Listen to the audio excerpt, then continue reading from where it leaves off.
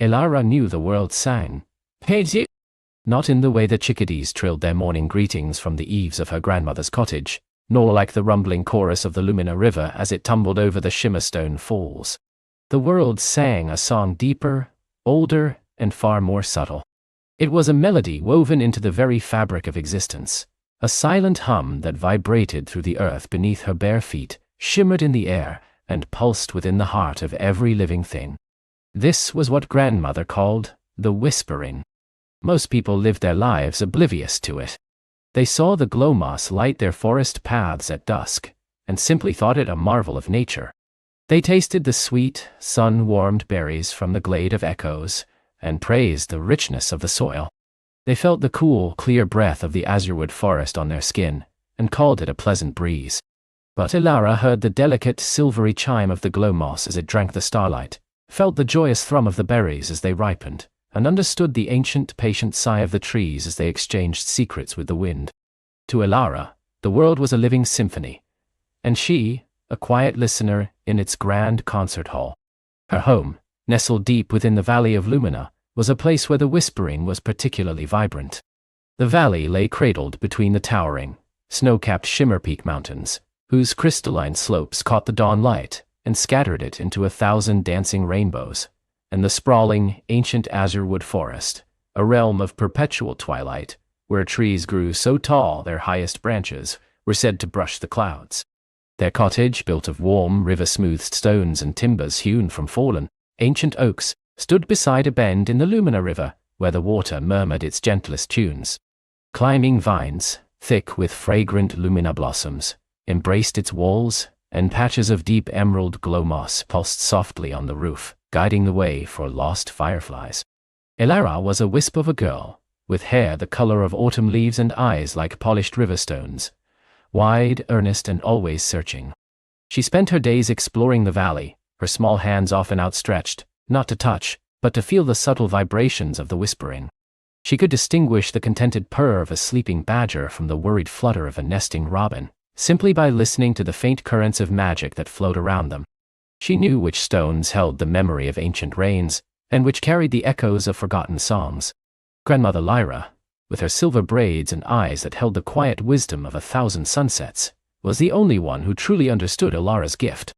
"The whispering is the world's breath, child," she would say, her voice as soft and rustling as dry leaves. "It is the thread that weaves all things together, from the tiniest dust mote to the grandest mountain peak. Most have forgotten how to hear it, but not you, little listener."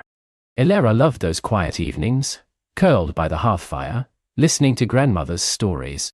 Tales of the first weavers who spun the whispering into being, of the star dragons who rode its currents across the night sky, and of the rare few, like Elara, who were born with ears attuned to its delicate frequencies. Grandmother never spoke of the whispering as a mere sound, but as a living presence, a boundless, gentle power that sustained all life. For as long as Elara could remember, the whispering had been a constant, comforting presence. It was the background hum of her existence, a symphony of light and life. But lately, something had changed. It began subtly, a faint discord, like a single string out of tune in a vast orchestra. At first, Elara dismissed it. Perhaps a grumpy old root gnome had disturbed a patch of moss, or a young fawn had stumbled, sending a ripple of unease through the forest floor. But the feeling persisted, growing more pronounced with each passing day. The Lumina River, usually a joyous, bubbling melody, now had moments of strange, unsettling silence, particularly around the ancient willow grove where Elara often played. The glow moss, which typically pulsed with a steady, serene light, flickered sometimes, its emerald glow dimming to a sickly pale green before recovering. Even the ancient oak, the sentinel of their cottage garden, whose deep, resonant hum had always been a source of unwavering calm, felt distant. Its roots, usually a network of vibrant, knowing pulses, now transmitted a faint, almost imperceptible tremor. Elara spent more time outdoors, her brow furrowed in concentration, trying to pinpoint the source of the disquiet. She walked through the fields of sun-drenched moon daisies, their usual bright, happy chimes now interspersed with hollow notes. She ventured into the lighter fringes of the azurwood, where the singing trees usually whispered tales of old, but now their murmurs seemed fragmented, incomplete. One afternoon, as the sun dipped towards the shimmer peaks, painting the sky in hues of rose and lavender, Ilara sat by the Lumina River, her favorite spot. A smooth, flat stone worn by centuries of water was her usual seat. From here, she could listen to the river's song without interruption. Today, however, the song was troubled. It was not the usual boisterous rush, nor the gentle lull, but a hesitant, almost mournful tune. And then, for a brief, terrifying moment, it went silent. Utterly, unnervingly silent. The rushing water still flowed, the current still swirled, but the subtle, magical sound, the river's heart song, vanished. Ilara gasped, her hands flying to her ears, though she knew the silence wasn't in her hearing, but in the world itself. The silence lasted only a heartbeat, but it was enough. When the song returned, it was weak, frayed, like a thread about to snap. She scrambled to her feet, her heart thrumming with a new unfamiliar fear. This was more than a grumpy gnome or a scared fawn. This was the whispering itself, faltering. She ran back to the cottage, bursting through the door, her breath ragged. Grandmother looked up from her weaving, her needle still, her wise eyes instantly discerning Ilara's distress. "Child, what troubles your spirit?" Lyra asked, her voice calm, a soothing balm. "Grandmother," Ilara panted, the whispering. It stopped, just for a moment by the river, and it's so faint everywhere, like it's losing its breath." Grandmother Lyra's face, usually serene, tightened with concern. She set her weaving aside, her long, graceful fingers tracing patterns on the polished wood of the table. "I felt it too, little listener," she admitted, her voice barely above a whisper. "A tremor in the earth, a shadow on the light. I thought perhaps it was just my old bones growing weaker, my connection dimming. But you, with your vibrant spirit, feel it so strongly." She paused, her gaze distant, as if searching through memories. "The whispering has never truly faltered in my lifetime, not like this." "What does it mean?" Ilara asked, her voice small. "Is something wrong with the world?" Grandmother sighed, a sound heavy with ancient knowledge. "The whispering is the world's lifeblood, Ilara. If it weakens, so too does the world. The glow moss will fade, the rivers will lose their music, the trees their stories. The very magic that binds our valley, that nurtures our life, will unravel." A cold dread seeped into Ilara's bones. A world without the whispering. It was unimaginable. A silent, dull, grey world where everything was just stone and water and wood, without the vibrant living pulse she knew.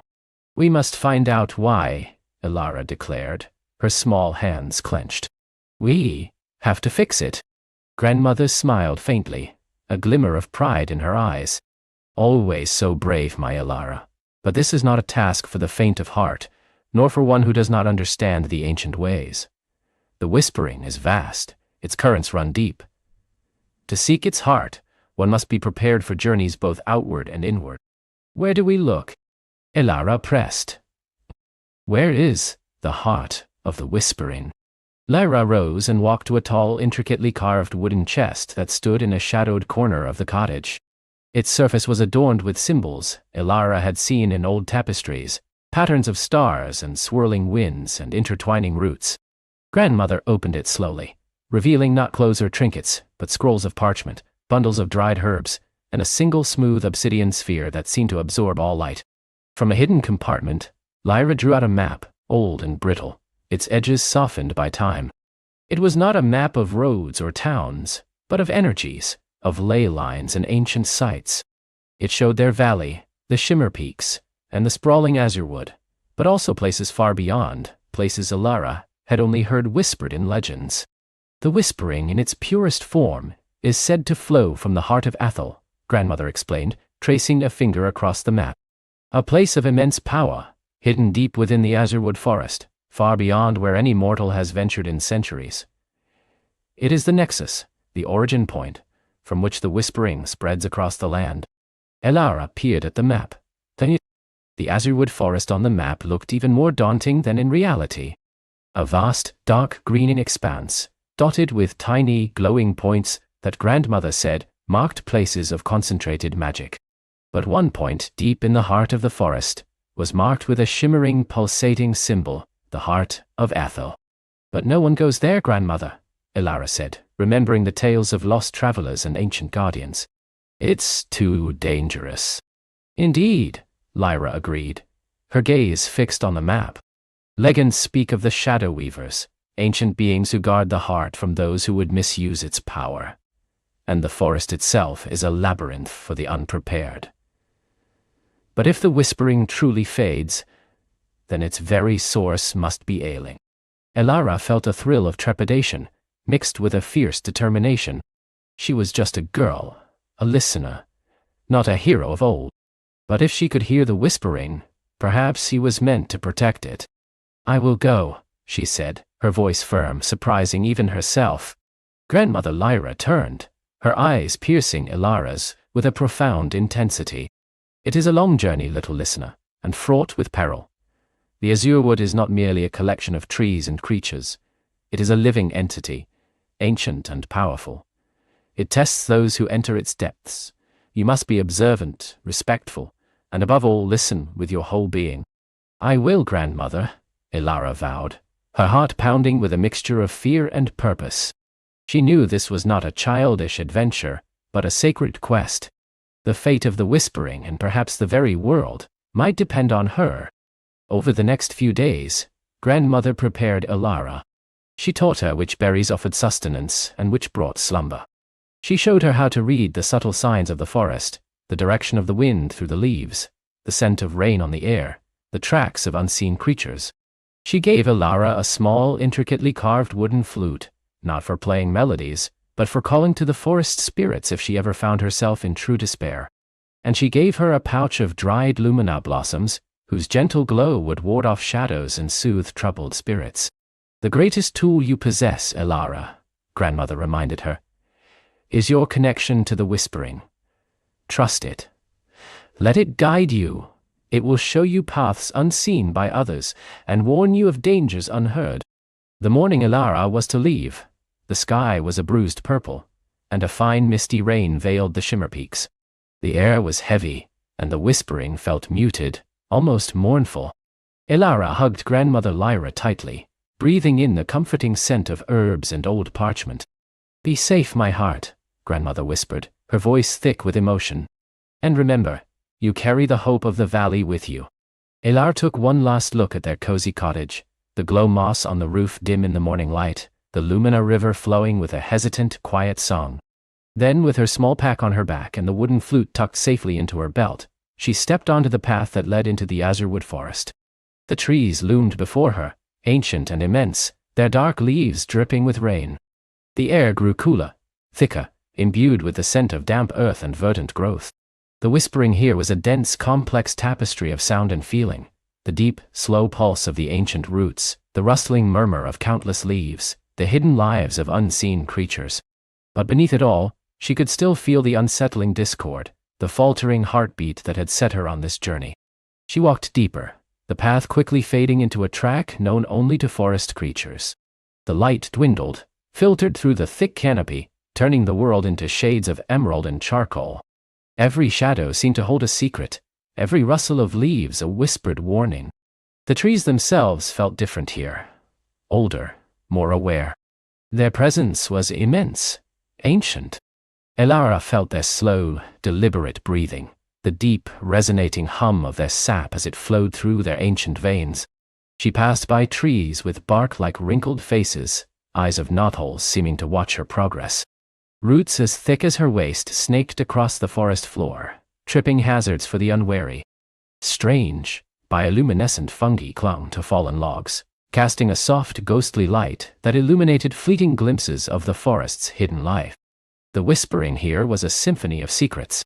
She felt the tiny, frantic heartbeat of a mouse scurrying beneath a fern, the slow, patient pulse of a slumbering beetle nestled in bark. She heard the distant, melancholic call of a shadow owl, and the gentle, almost imperceptible sigh of the forest floor as it absorbed the morning rain. But still, the underlying sense of unease persisted, like a low, vibrating chord of sadness beneath the grand melody. Elara knew she had to find the heart of Athel. It was the only way. As she pushed deeper into the ancient woods, the familiar comforts of home faded behind her, replaced by the vast, mysterious embrace of the azurewood. The journey had truly begun, and the whispering, though faint, seemed to guide her steps, a fragile thread pulling her towards the unknown heart of the world's song. The azure wood was unlike any forest Elara had ever imagined. It was a realm woven from dreams and starlight, where the very air shimmered with an inner luminescence. Trees, ancient beyond human reckoning, soared skyward, their bark a mosaic of deep azure and soft amethyst, interspersed with veins of pure glowing sapphire that pulsed with a gentle rhythm. Their leaves, ranging from emerald to jade, caught the light and cast shifting patterns of jewel-toned shadows on the forest floor. Instead of a conventional path, the ground was a soft, springy carpet of mosses that glowed with a faint, bioluminescent sheen, guiding her steps like scattered stardust. Strange bell-shaped flowers hung from intertwined vines, chiming softly in a breeze Elara couldn't feel, their melodies weaving a delicate counterpoint to the rustling of distant leaves, a sound that was less like wind and more like 1,000 hushed voices in conversation. This was the true song of the world, she realized, vibrant and complex, yet beneath it, the mournful core of sadness persisted, a low, constant hum that seemed to vibrate in her very bones. The whispering, too, grew more distinct. It wasn't just a faint echo now, but a soft, insistent murmur, like memories struggling to surface. It seemed to emanate from the very fabric of the forest, from the glowing trees and the chiming flowers, from the deepest shadows and the brightest glades. It wasn't a voice with words, but a wave of profound melancholy, a sense of immense loss that threatened to overwhelm her. Elara, however, had learned to listen not just with her ears, but with her heart.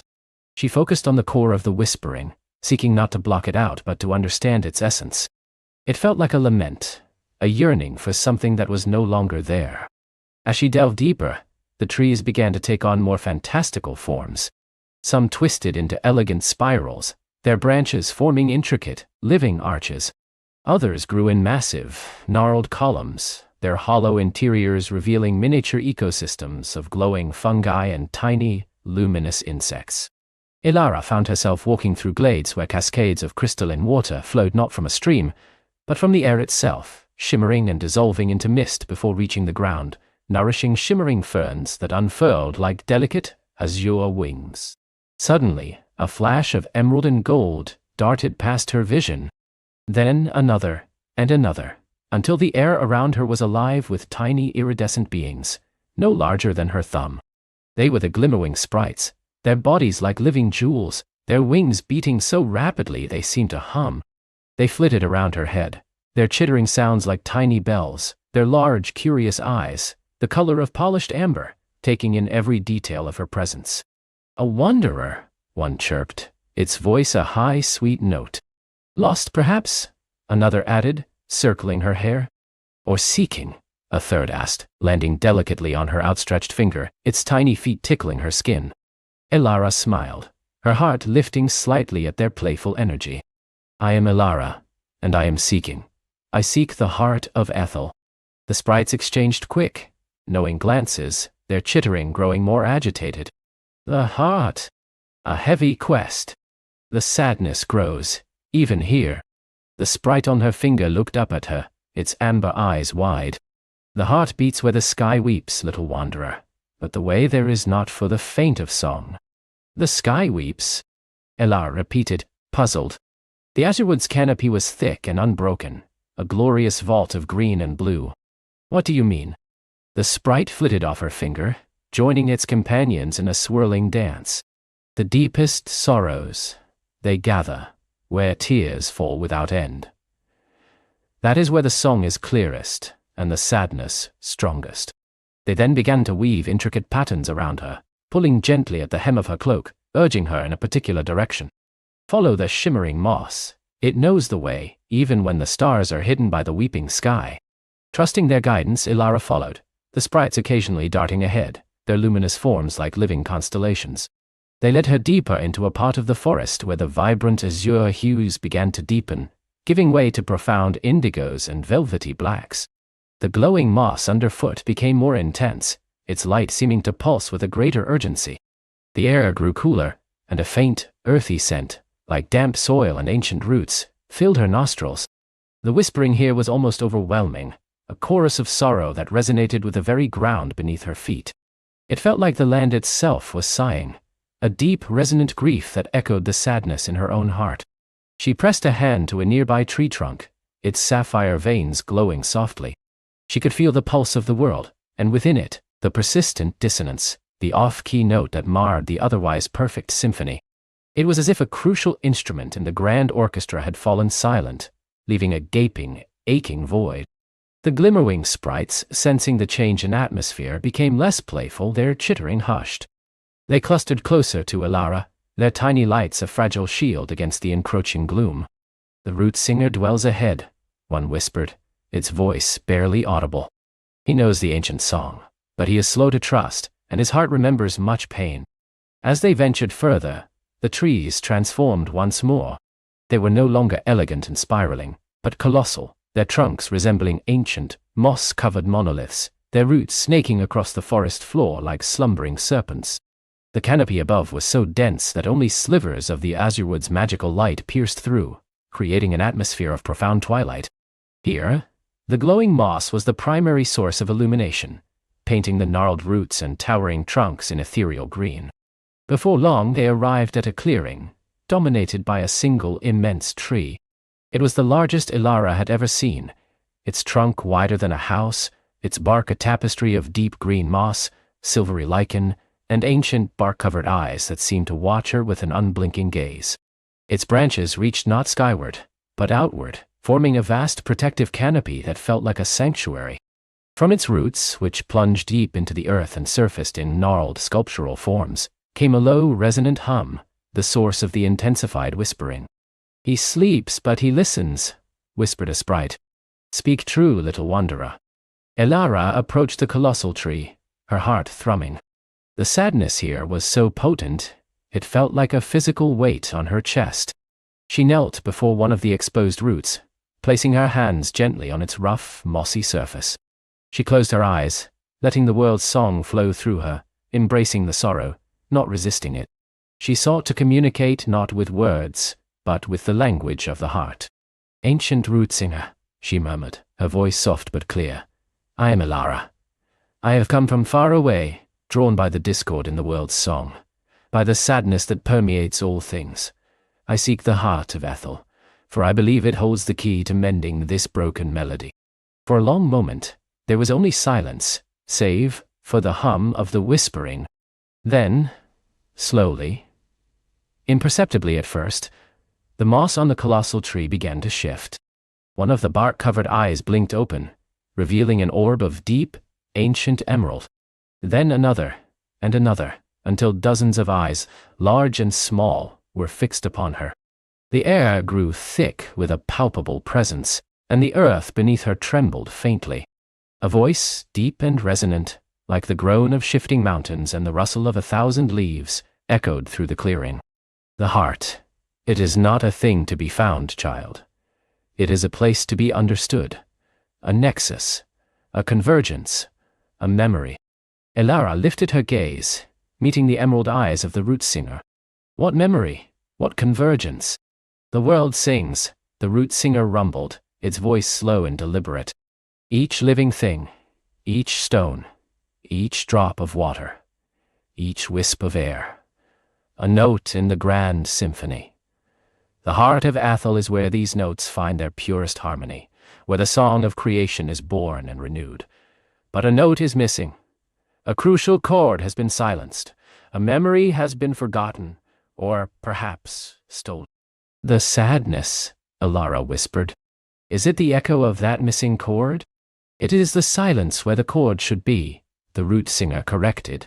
"It is the absence that gnaws at the world's soul. Many have sought to fill it, to replace the lost note, but a false note only deepens the dissonance. One must find the original chord, or understand why it was silenced, to truly mend the song." "How can I find it? How can I understand?" Elara asked, her voice filled with earnest hope. The root singer's emerald eyes narrowed slightly. "You carry the whispering within you, child, not merely as an echo, but as a resonance. You are attuned. That is your strength and your burden. To find the heart, you must follow the deepest sorrow, for it leads to the place of the greatest memory." The glimmerwing spoke true. The heart beats where the ancient tears of the world gather. nourishing a truth long buried. The place where the sky weeps, Ilara repeated, the cryptic words finally beginning to coalesce into a clearer image. Is it a waterfall? A cave of endless drips? It is a place where the barrier between realms thins, where the sorrow of ages crystallizes, the root singer answered. A place of perpetual twilight, fed by an unseen spring. Many call it the crystal tears cascade, but it is guarded, not by tooth and claw, but by echoes of the past, by the very sadness you seek to mend.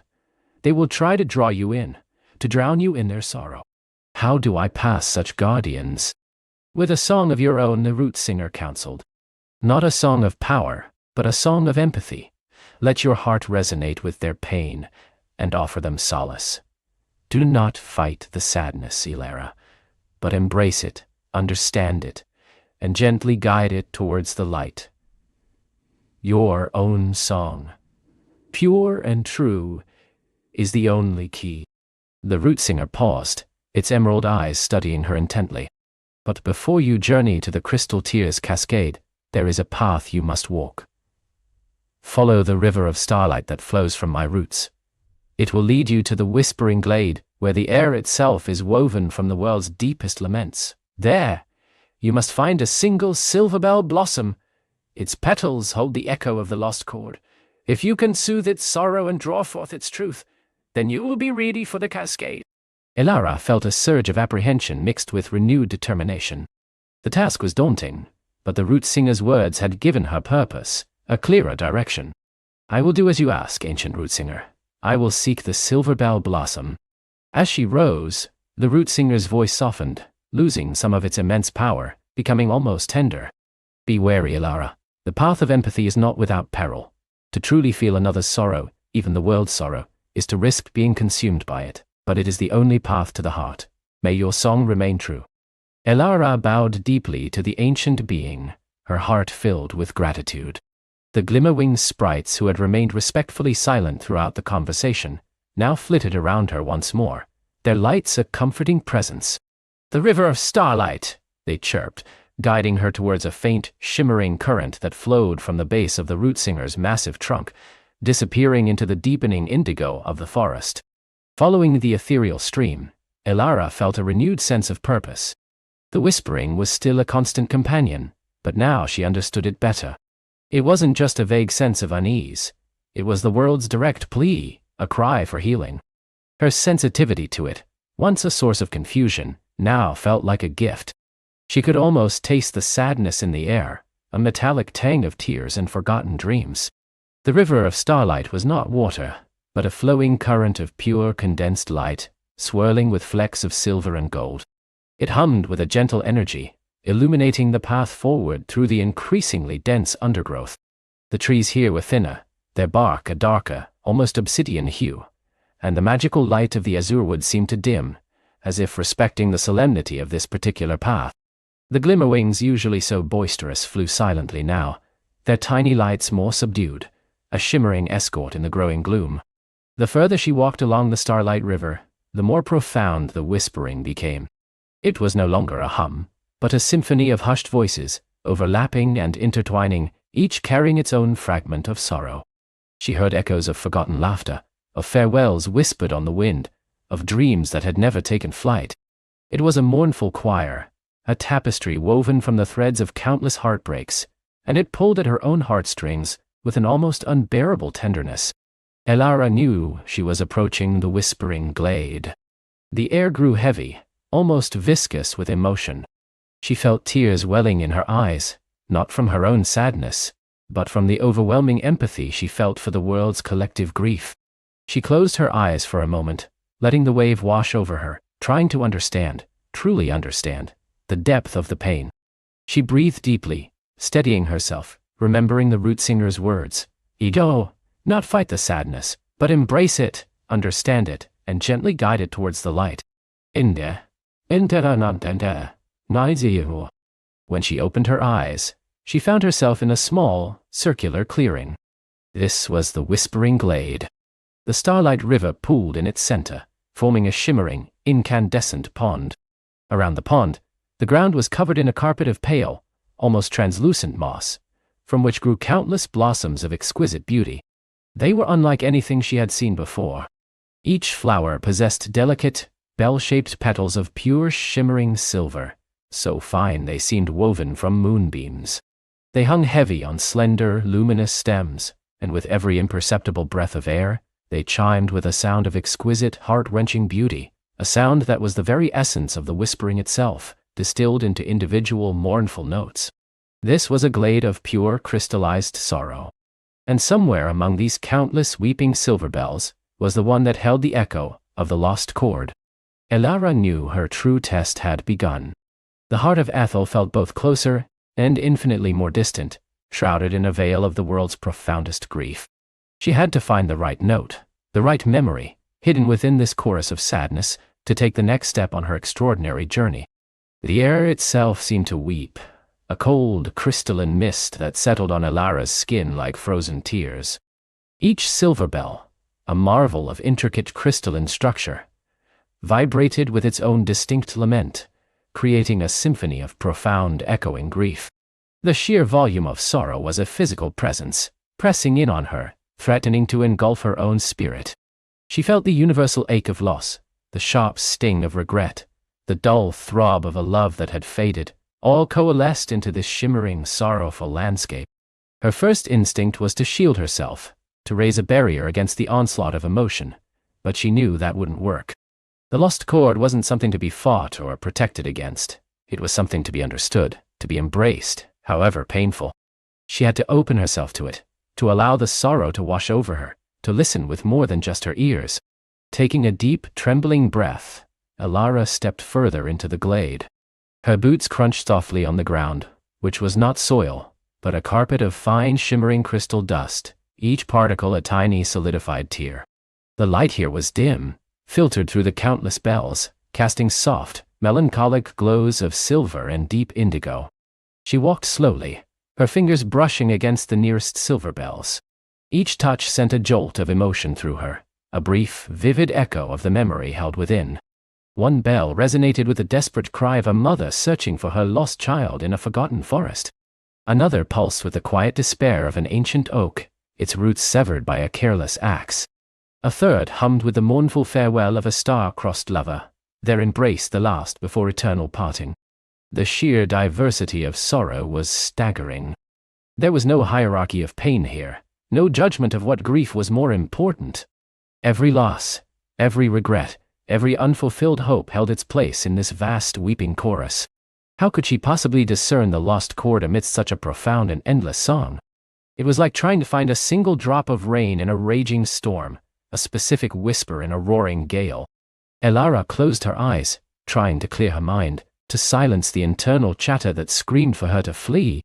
She focused on her breath, on the steady beat of her own heart, a small warm ember in this cold, sorrowful place.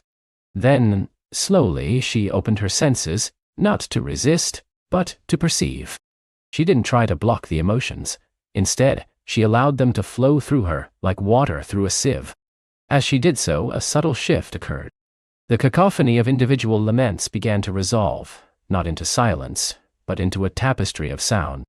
She started to hear the different qualities of sorrow, the sharp, sudden pain of betrayal, the long, drawn-out ache of loneliness, the bittersweet pang of memory, the quiet, resigned despair of inevitability.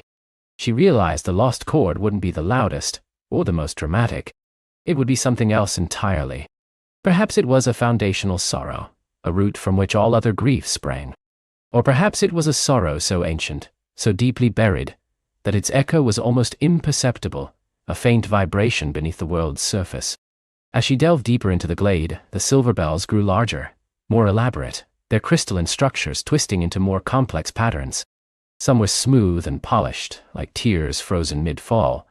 Others were jagged and sharp, like broken promises. Many were adorned with tiny, shimmering filaments of light, which Elara recognized as the lingering essence of the memories they held, tiny, almost invisible threads of regret and longing. She noticed a phenomenon she hadn't seen before. Between the larger bells, shimmering threads of light, almost like spider silk but made of condensed emotion, stretched and contracted, connecting one bell to another. These were the whisper weave, she realized, the invisible conduits of shared grief binding the glade together. They hummed with a low, continuous drone, a collective sigh of the world. As she observed the whisper weave, she saw movement within it. Ephemeral shapes like motes of dust in a sunbeam drifted along the shimmering threads.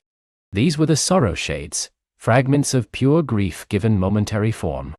They were harmless, spectral beings, drawn to the most potent silver bells, where they would linger, absorbing the sorrow, only to dissipate and reform elsewhere. They were the glade's gentle inhabitants, its quiet caretakers of pain. One of the larger sorrow shades, a swirling vortex of deep blue and silver light, paused near her. It didn't speak, but Ilara felt a question, a gentle probe of her intentions. It was not accusatory, but curious, like an echo wondering why a living heart had ventured into its realm of echoes. "I seek the lost chord," Ilara whispered, her voice feeling strangely loud in the quiet glade. The echo of the heart of Ethel's first sorrow, Dantiu. The sorrow shade swirled, its foam coalescing slightly, and then it drifted towards a cluster of ancient gnarled silver bells, almost hidden beneath a canopy of shimmering crystalline vines. These bells were different. Their mournful notes were deeper, slower, imbued with an ancient, almost primordial sense of loss. They didn't ring with individual memories, but with a collective foundational ache. Ilara approached the cluster cautiously. These bells felt heavy with ages of sorrow, their surfaces rough and pitted, unlike the smoother, newer ones. As she touched one, the sensation wasn't a sharp jolt of specific memory, but a vast encompassing wave of sadness, a sorrow so ancient it transcended individual experience.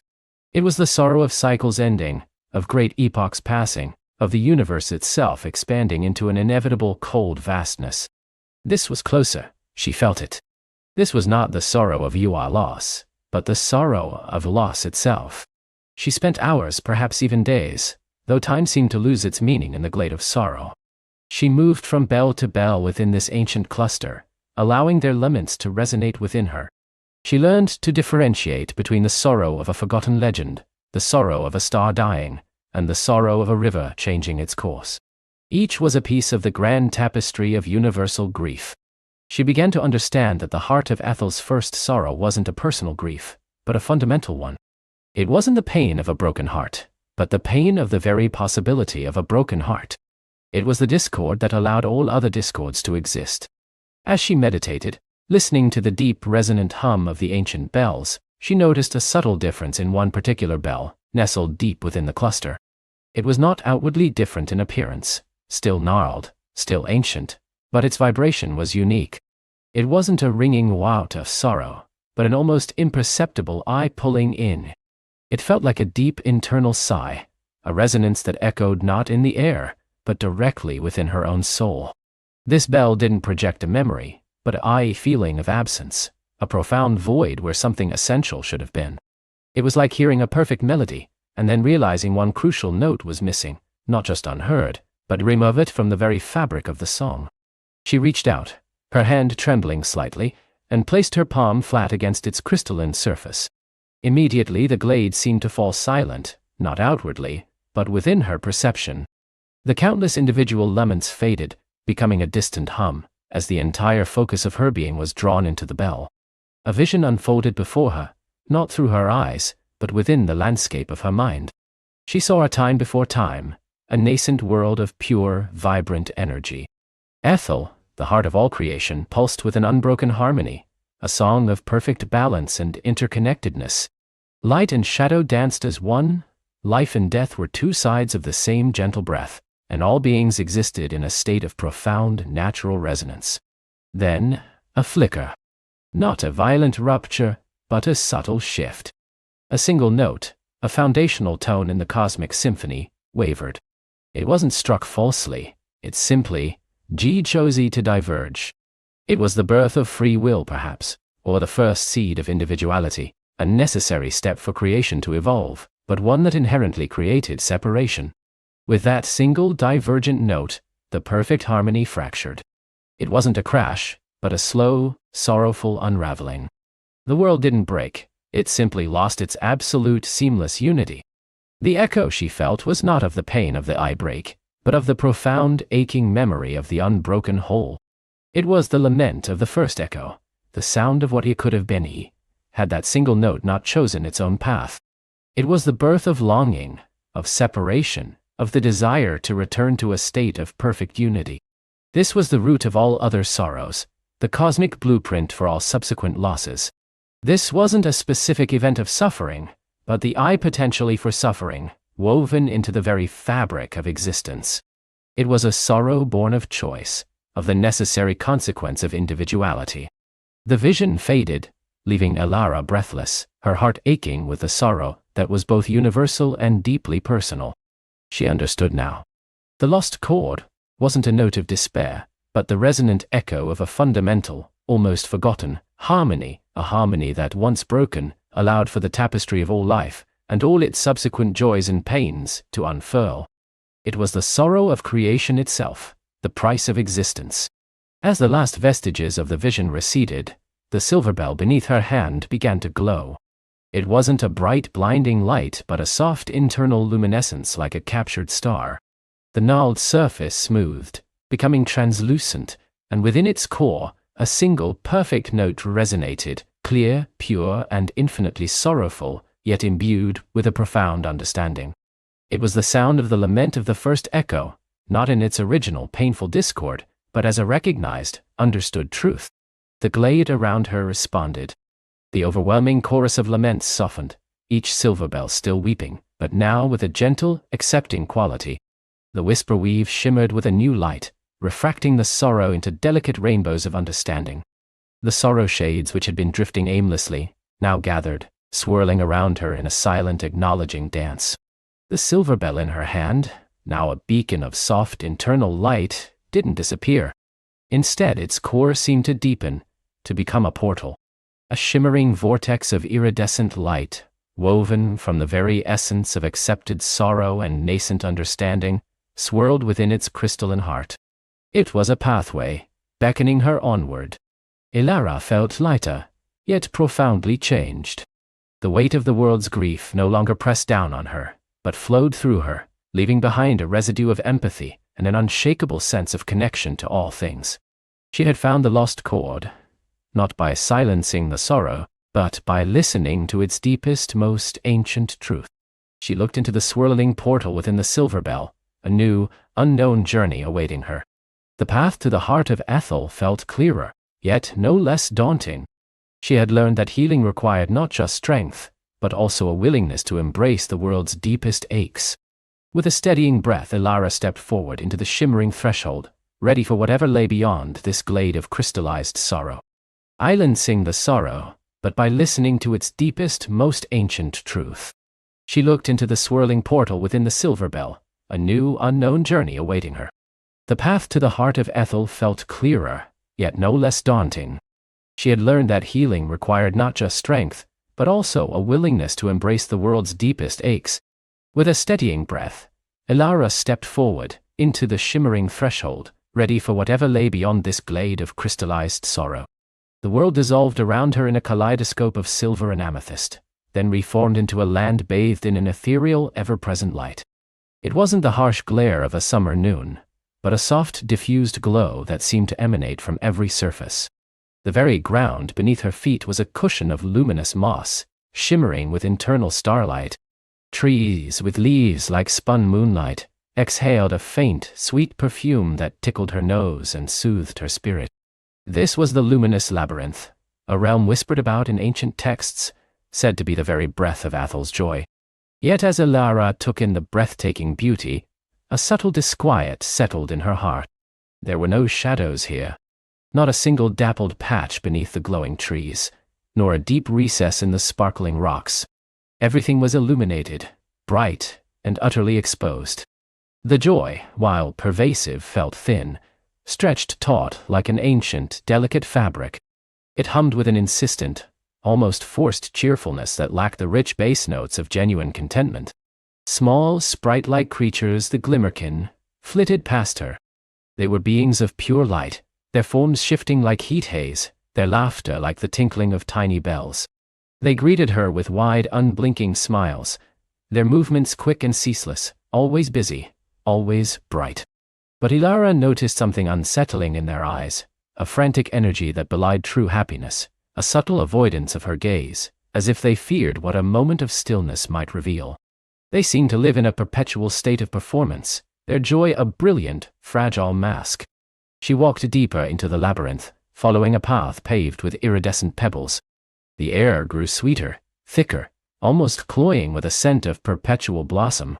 Her silver bell, usually humming with quiet reassurance, felt strangely muted here, as if its soft song of balance was out of place. Then, she saw it. A massive, ancient willow tree, unlike any other in this shimmering land. Its bark was a deep, charcoal gray, absorbing the ambient light rather than reflecting it. Its long trailing branches, usually weeping towards the earth, here seemed to cradle countless tiny, shimmering droplets, like tears of pure light. It was the only place where the pervasive glow dimmed, where a genuine soft shadow pooled beneath its venerable boughs. And in that shadow, Ilara felt a profound, suppressed sadness, a quiet ache that resonated deeply within her own heart. Drawn by an irresistible pull, she approached the willow. As her hand brushed against its ancient bark, a whisper, like the rustle of 1,000 leaves, filled her mind. "Welcome, child of balance, you have felt the truth." From the heart of the tree, a form began to coalesce. It was a figure of ethereal grace, woven from the willow's bark and the shimmering light tears of its branches. Her eyes were deep pools of amber, ancient and kind, and her skin bore the patterns of the tree's grain. She moved with the slow, deliberate grace of a being deeply rooted in the earth. "I am Lyra, the spirit of this whispering willow," she said, her voice a melody of rustling leaves and flowing water. "And I have waited for you, Ilara." Ilara felt no surprise. It seemed natural, in this land of impossible light, to meet a tree spirit. "Lyra," she replied, her voice soft. "This place, it is beautiful, but it feels incomplete." Lyra's amber eyes held a sorrow that the rest of the luminous labyrinth denied. "You speak the truth, little one. This is the realm of Aethel's pure light, its joy, its vibrant energy. But the light has become unbalanced. After the great sundering, when the heart of Ethel first began to dim, a powerful guardian, the Radiant Weaver, believed the only way to protect it was to shield it from all suffering, all sorrow, all shadow. It began to weave away anything it perceived as negative, pushing it beyond the...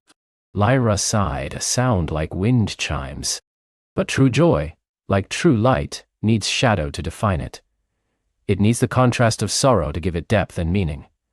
Without it, joy becomes brittle, fragile, a performance rather than a truth. The heart of Ethel, which thrives on the harmony of all things, is being drained by this imbalance, by this forced perfection. Ilara understood. The Glimmerkin's frantic cheer, the lack of shadows, the cloying sweetness. It was all a desperate attempt to maintain an impossible ideal. "So, my task is not to defeat a darkness, but to reintroduce it." Lyra nodded. "Nay, not darkness, Ilara, but balance. To teach this realm, and its inhabitants, that all emotions are threads in the grand tapestry of existence. Your first task is to reawaken the genuine emotions of the Glimmerkin. They have forgotten how to truly feel anything but forced happiness. Listen to their whispers, their faint doubts, their weariness hidden beneath their smiles. Acknowledge their silent aches." Ilara clutched her silver bell. Its hum, though still faint, felt a little stronger now, acknowledging the truth Lyra spoke. "How do I begin?" "Follow the currents of suppressed feeling," Lyra instructed, her form shimmering slightly. "They will lead you through the labyrinth. Seek out the places where the forced joy feels thinnest, where a genuine emotion attempts to break through. Your empathy, honed by the glade of crystallized sorrow, is your guide." With a renewed sense of purpose, Ilara bid farewell to Lyra, promising to return. She began to walk, not following the luminous paths, but sensing the subtle currents of feeling.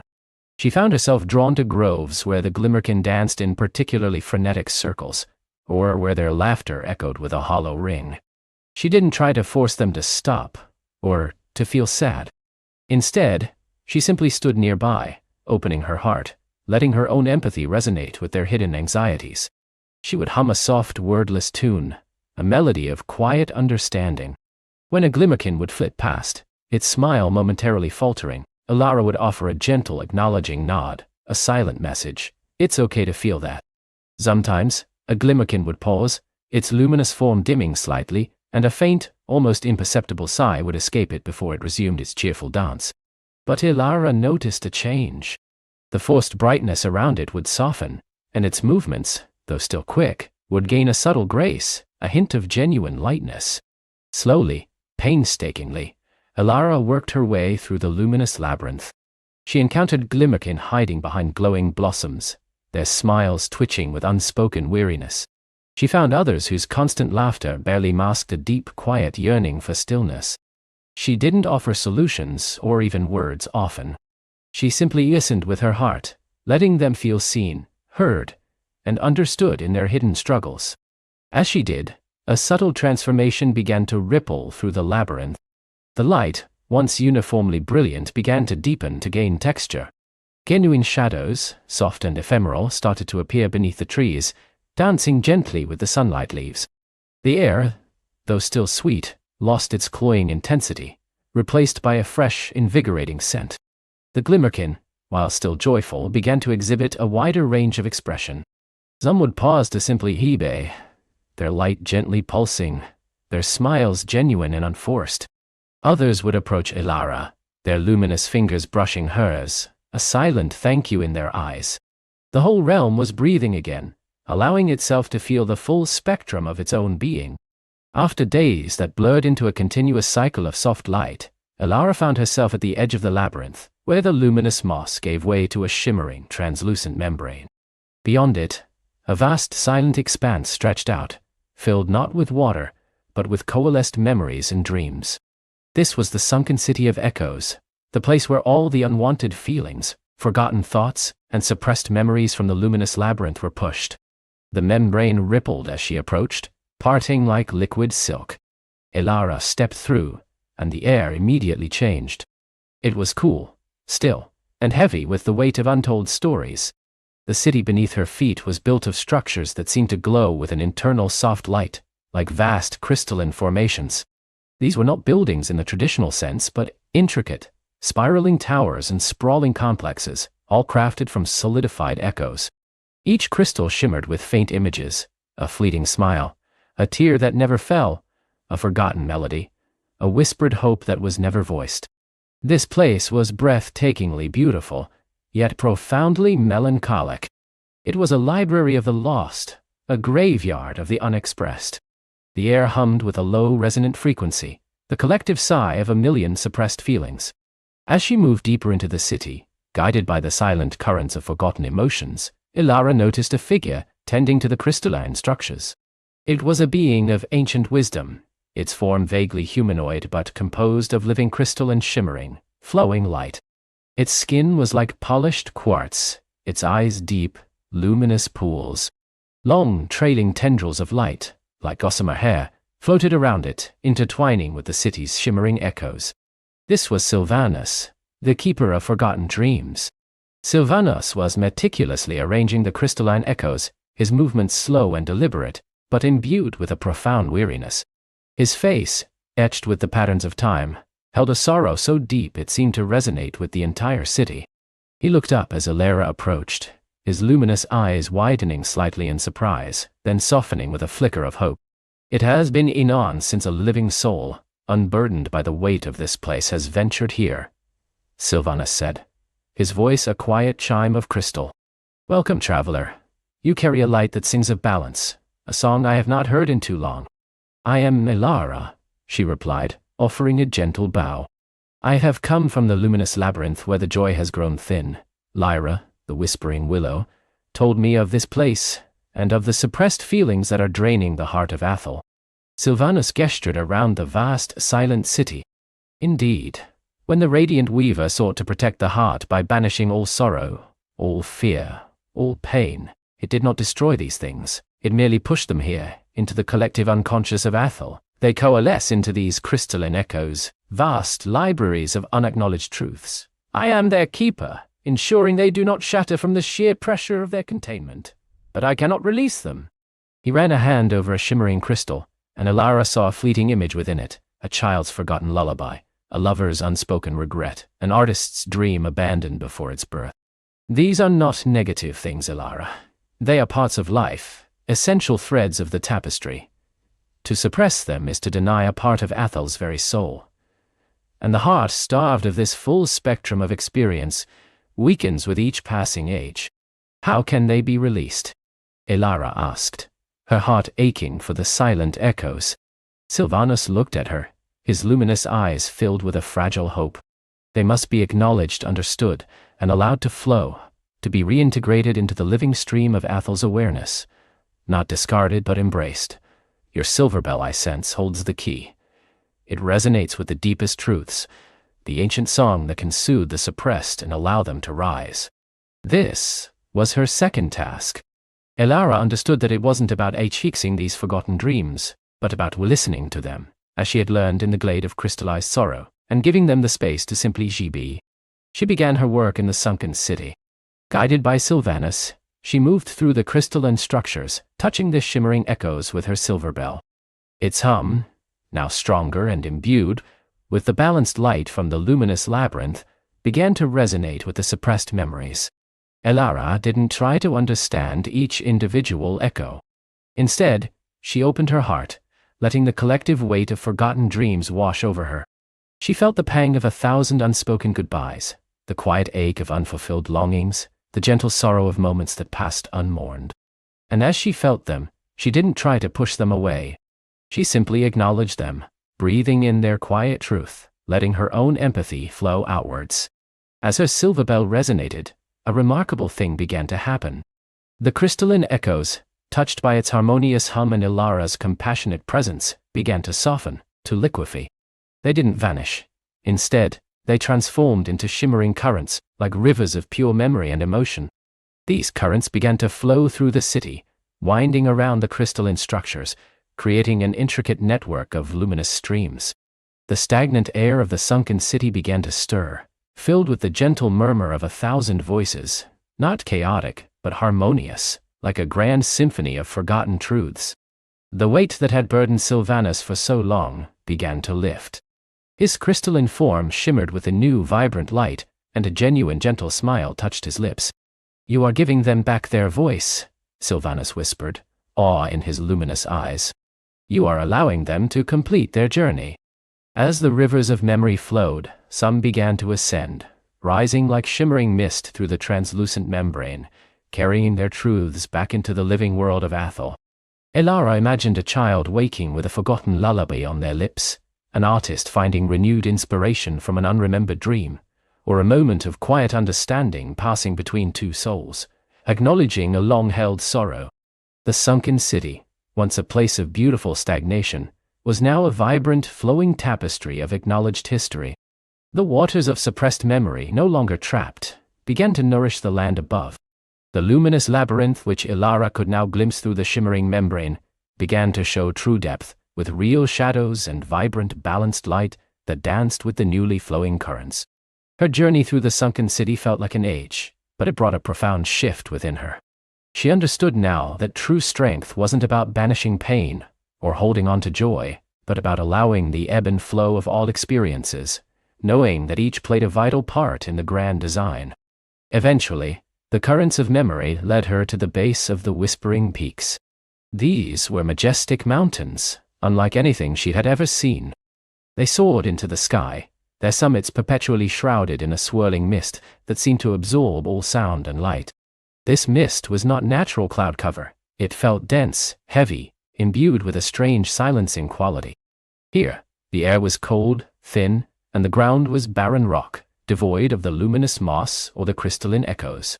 This was where the heart of Athel truly lay, but also, Elara sensed, where the source of the imbalance resided. Lyra had told her of the Radiant Weaver, the guardian who, out of misguided protection, had caused Athel's suffering. Elara knew she was nearing her final confrontation. The climb was arduous. The mist grew thicker with every step, muffling her footsteps, dulling the light of her silver bell. It was a mist of suppressed sounds, of hushed fears, of quieted truths. She pushed through, her hand clutching the silver bell, which now pulsed with a strong, steady hum, a beacon of balance in the oppressive silence. Finally she reached the summit. The mist parted, not to reveal a clear sky, but a vast crystalline cavern. At its center, nestled within a bed of shimmering quartz, was the heart of Ethel. It was a colossal, multifaceted gem, radiating an immense pure light. But its light was flickering, dimming, struggling against an invisible pressure. It beat like a dying star, its pulse weak and irregular.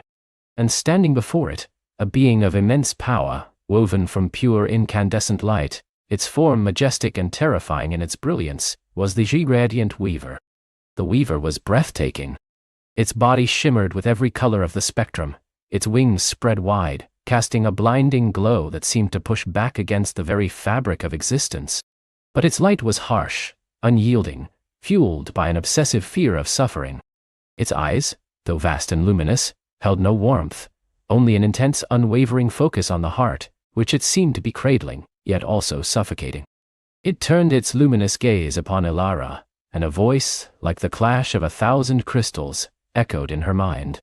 You carry the taint of sorrow, the instability of shadow. You have undone my work in the luminous labyrinth, released the chaos of forgotten dreams. You threaten the heart. Elara stood her ground, her silver bell glowing brightly in her hand, a small but potent counterpoint to the weaver's overwhelming brilliance. I carry balance, weaver, not taint. I have brought life back to the luminous labyrinth, and flow to the sunken city. You believed you were protecting the heart, but in banishing sorrow, you also banished true joy.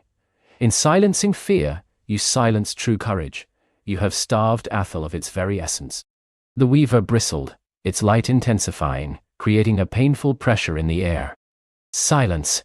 I saw the pain that threatened to consume Ethel. I felt the sorrow that twisted its creatures, the fear that paralyzed its will. I wove them away, cleansed them, so that the heart could beat pure and strong, radiating only light and joy, radiating only light and joy.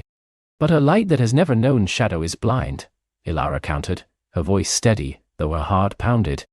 A joy that has never known sorrow is shallow. You tried to protect Ethel by denying a part of its truth.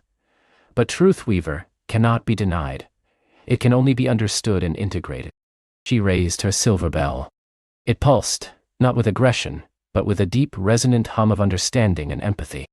I have seen the sorrow that was banished, and I have listened to its ancient truth. I have seen the glimmerkin, forced to smile, yearning for a moment of quiet reflection. I have seen the forgotten dreams, yearning to be known, not discarded. As she spoke, images began to shimmer and coalesce around her, projected from her silver bell. Not as a weapon, but as a mirror. The glade of crystallized sorrow, not as a place of despair, but as a testament to the profound beauty of acknowledged grief. The luminous labyrinth, now vibrant with both light and shadow, where Glimmerkin laughed with genuine heartfelt joy and rested in peaceful contemplation. The sunken city of echoes, now a river of flowing memories, nourishing the land, not burdening it. You sought to protect Ethel from suffering, Elara continued, her voice filled with compassion. But suffering is a teacher. It is the crucible in which strength is forged, in which empathy is born. You took away the lessons, and in doing so you weakened the very heart you sought to save. The radiant weaver watched the projected images, its intense light wavering, a flicker of uncertainty in its vast eyes. It saw the genuine joy, the profound peace, the vibrant life that Elara's actions had brought. It saw the beauty of the full spectrum, not just the blinding white it had tried to enforce. But the pain. The weaver's voice was softer now, tinged with a long-buried fear. The agony, I remember. Elara sensed the weaver's own deep, ancient pain, the memory of some past catastrophe that had driven it to such extreme protection. It wasn't a villain. It was a guardian scarred by its own history, striving to prevent a recurrence of past suffering. I know, Elara said, her voice gentle. Pain is real, but so is healing. And healing begins not by banishing the pain, but by acknowledging it, by listening to its truth, and then by weaving it into the greater tapestry, allowing it to inform, to deepen, to inspire, rather than to define. Ethel needs all of its parts, weaver, its light and its shadow, its night and its shadow, its joy and its sorrow, its As Elara spoke, she extended her hand, not in challenge but in invitation. Her silver bell pulsed, with a rhythmic harmonious light, resonating with the flickering heart of Ethel. Its hum filled the cavern, a song of perfect balance, of acceptance, of integration. The radiant weaver looked at Elara's outstretched hand, then at the struggling heart, then back at the images of a revitalized Ethel. The harshness in its light began to soften, to warm, to deepen into a richer, more profound spectrum of colors. Its vast wings, once rigidly spread, began to ripple, releasing long-held tension. Then, slowly, hesitantly, the radiant weaver lowered itself, its immense form kneeling before the heart. It extended its own luminous hands, not to push or to pull, but to embrace the heart with a gentle, understanding touch. As it did, a wondrous transformation began. The weaver's light, no longer harsh and demanding, began to flow into the heart, not to cleanse it of darkness, but to integrate it. It began to reweave the very fabric of Ethel, not by removing the shadows and sorrows, but by drawing them in, allowing them to dance with the light, to give it depth and definition. Elara joined her power with the weaver's, letting the balanced energy of her silver bell flow into the stream of the weaver's light. The heart of Ethel, once flickering, began to beat strongly and brightly, radiating a light that was both joyful and profound, encompassing all aspects of existence. Its light filled the cavern, warm and rich, filled with the wisdom of acknowledged sorrow, the depth of true joy, the strength of remembered dreams. The mist around the whispering peaks dissipated, not by being blown away, but by dissolving into a gentle, shimmering haze that nourished the very air. The peaks, once barren, began to show nascent signs of life, small, hardy blossoms pushing through the rock, their colors vibrant and true. Ethel was healing, not by the eradication of its perceived imperfections, but by the embrace of its full, complex, beautiful truth. Elara stood in the revitalized cavern, a sense of profound peace settling over her. The radiant weaver, now transformed, stood beside the heart, its light gentle and wise. It was no longer the radiant weaver, but the weaver of balance, its purpose now to tend to the delicate interplay of light and shadow, joy and sorrow, ensuring that Ethel would never again forget the essential harmony of all things. "Thank you, Elara," the weaver of balance said, its voice now a melodious hum, rich with gratitude. "You have reminded me of a truth I had forgotten in my fear. Ethel is whole again, not despite its shadows, but because of them." Elara felt a gentle pull, a soft tug back towards her own world. Her quest was complete. She had not only found the heart of Ethel, but had helped it to remember its true nature.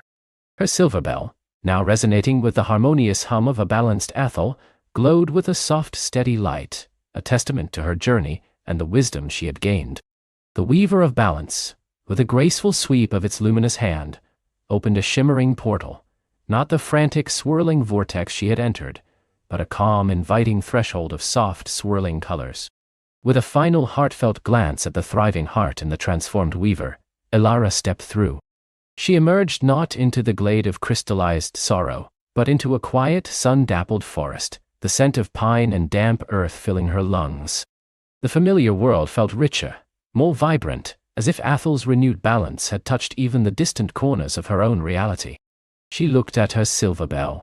It continued to hum, a quiet, steady song of the profound truth she had learned, that the greatest strength lies not in banishing darkness, but in teaching the light how to dance with it. That true healing comes from listening, acknowledging, and integrating, rather than suppressing. And so, Elara returned, no longer just a seeker, but a keeper of balance, knowing that the world's truest magic wasn't in chasing away shadows, but in learning to see the beauty and wisdom that lay within them, forever weaving the threads of sorrow and joy into the rich, vibrant tapestry of life. And in that knowledge she found a peace that settled deep in her heart, a quiet understanding that hummed like her silver bell, promising sweet dreams and a world made whole.